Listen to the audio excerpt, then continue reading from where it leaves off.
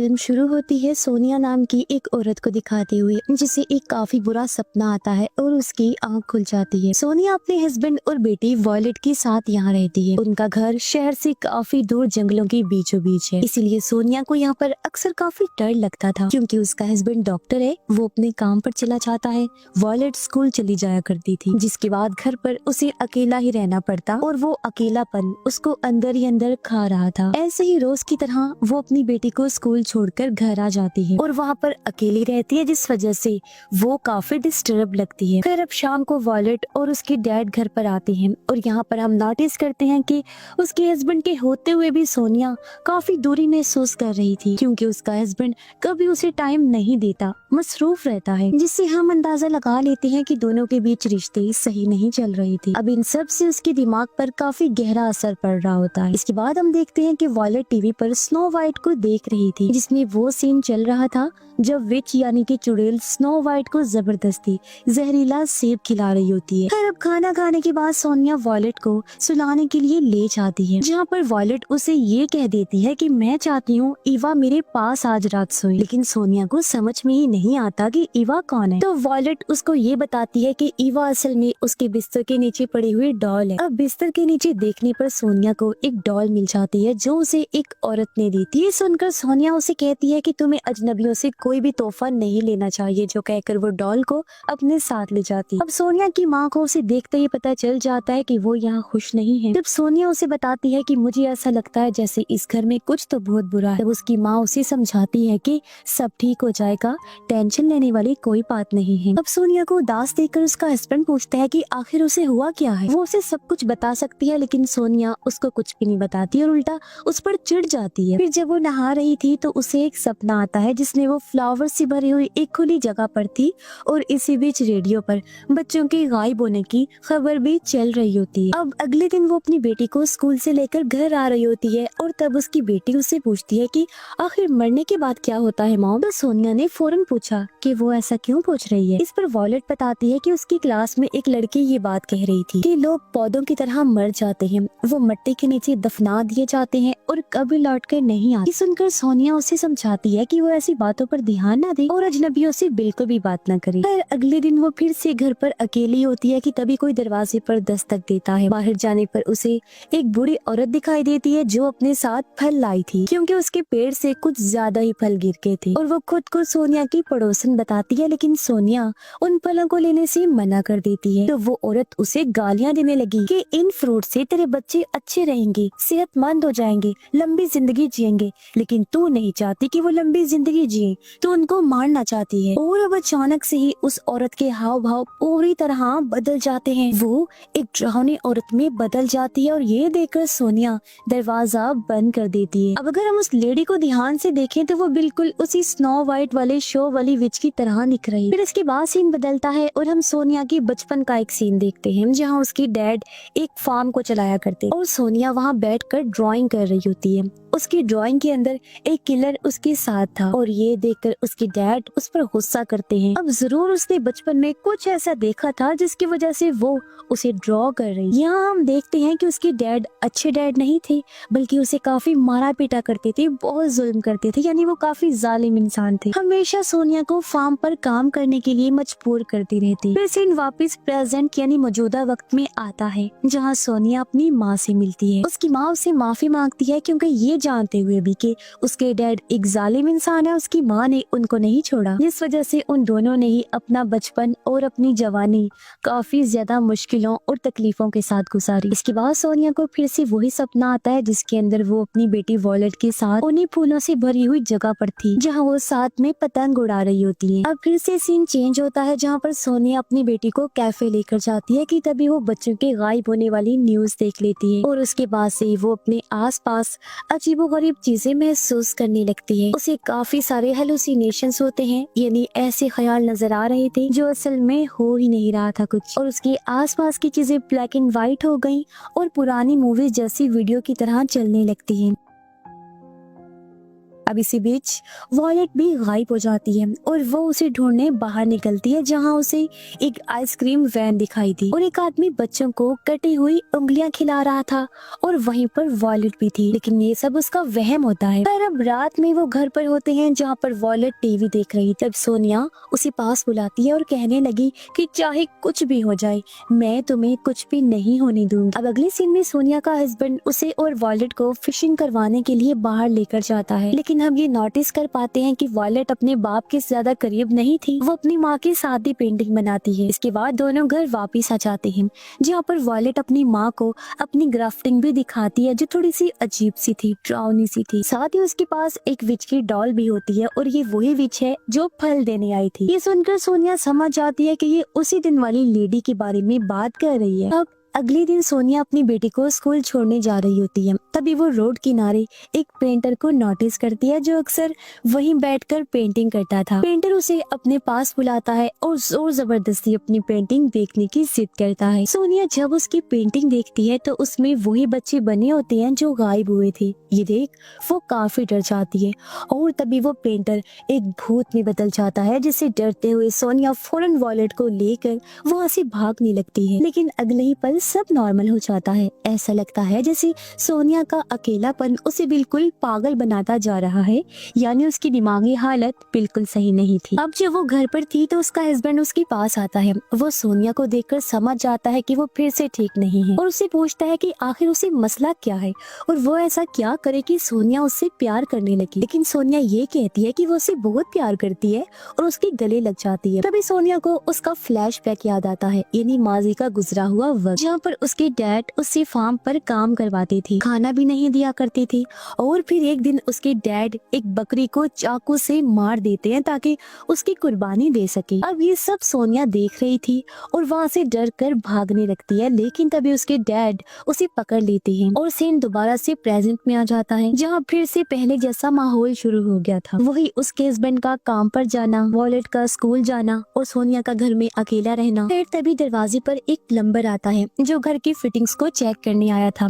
सोनिया उसे अंदर आने देती है। जब वो किचन का सिंक चेक कर रहा था तभी उसे अंदर से एक कैमरा मिलता है और ये कैमरा वॉलेट का था, जो सोनिया ने उसे उसकी 10वीं बर्थडे पर गिफ्ट दिया था। लेकिन ये यहाँ पर क्या कर रहा था, ये सबसे बड़ा सवाल था। रात को जब उसका हस्बैंड वापस घर आता है तो सोनिया उसे सारी बात बताने की कोशिश करती है, लेकिन वो बीच में ही रुक जाती है। फिर वो कैमरा लेने गई, लेकिन जहाँ रखा था कैमरा वहाँ से गायब होता है और वो इसका इल्जाम अपने हस्बैंड पर ही लगाते हुए कहती है कि ये सब उसने ही किया है और उसने ही वो कैमरा लिया। तब उसका हस्बैंड समझाता है कि ये सब उसके दिमाग की वजह से है, लेकिन तभी वो बेकाबू हो गई और वॉलेट को बुलाने लगती है बहुत जोर जोर से आवाज लगाकर। उसका हस्बैंड उसे रोकता है, लेकिन वो सोनिया को किसी डीमन की तरह दिखाई दे रहा था, जिसके साथ फिर से हमें एक और फ्लैशबैक दिखाया जाता है। जब सोनिया के डैड ने उसे पकड़ लिया था तब उन्होंने उसे सजा दी। वो एक बकरी की स्कल लेकर आता है, यानी एक खोपड़ी को, और सोनिया को दिखाते हुए कहता है कि ये कोई आम स्कल नहीं है, बल्कि इसके अंदर एक डीमन है, एक शैतान है और आज रात सोनिया यही रुकेगी। डीमन आज ये फैसला करेगा कि वो यहाँ से जाएगी या फिर नहीं। अब हालांकि ये सब उसके डैड ने उसे डराने के लिए कहा था, असल में ऐसा कुछ भी नहीं था, लेकिन जाहिर है ना कि बच्चों के मन में एक डर, एक सदमा सा बैठ जाता है जो बड़े होने के बाद भी साथ रहता है। और सोनिया के बड़े होने पर यानी प्रेजेंट में भी यही हो रहा था। सोनिया को वही डीमन दिख रहा था। अब पास्ट में उसके डैड स्कल को वहीं लटका कर उसे अकेला छोड़कर वहाँ से चले जाते। अब यहाँ पर सोनिया को काफी डर लग रहा था और वही डीमन सच में उसके पीछे भी आ जाता है, जो जाहिर है उसके दिमाग का खेल था, उसका डर था। फिर इसके बाद सीन प्रेजेंट में वापस आता है मौजूदा वक्त में, जहाँ सोनिया अपनी बेटी वॉलेट को ढूंढ रही थी। वो उसको जोर जोर से आवाज लगाती है, लेकिन वॉलेट वहाँ नहीं आती और तब हैरान कौन तौर पर उसका हस्बैंड कहता है कि वॉलेट को भूल जाओ क्योंकि वो मर चुकी है। हाँ, वो कभी वापस नहीं आएगी। मतलब जो कुछ हम शुरुआत से देखते आ रहे थे वो सिर्फ सोनिया के दिमाग की वजह से हो रहा था। असलियत में वॉलेट वहाँ थी ही नहीं, वो तो पहले ही गायब हो गई थी दूसरे बच्चों की तरह। यानी वॉलेट के साथ जो पल हमने देखे, स्कूल जाना, सोनिया के साथ रहना, सब उसकी इमेजिनेशंस थी, उसके दिमाग के बनाए हुए ख्याल और पास्ट होता है, जैसे कि स्नो वाइट, वो डॉल, आइसक्रीम मैन, स्कल, सब कुछ। अब सोनिया को भी एहसास हुआ और वो टूट जाती है, जमीन पर गिरकर जोर जोर से रोने लगती है। वो कहती सोचती है कि काश उस दिन मैं वॉलेट को स्कूल लेने जाती तो ये सब नहीं होता। उसका हस्बैंड उसे अंदर ले जाने लगता है लेकिन वो बाहर गार्डन में ही सो जाती है। इसके बाद अगले दिन उसका हस्बैंड उसे एक मेंटल हॉस्पिटल में लेकर गया और वो कुछ दिन वहीं पर रहती है। इसके बाद उसे वापिस से घर लाया जाता है और वो अब थोड़ी बहुत ठीक लग रही, लेकिन उसके मन में अभी भी कुछ चीजें चल रही। उसके हिसाब से वो प्लम्बर ही है जिसने उसकी बेटी को किडनैप किया और उसके पास वो हो सकती है।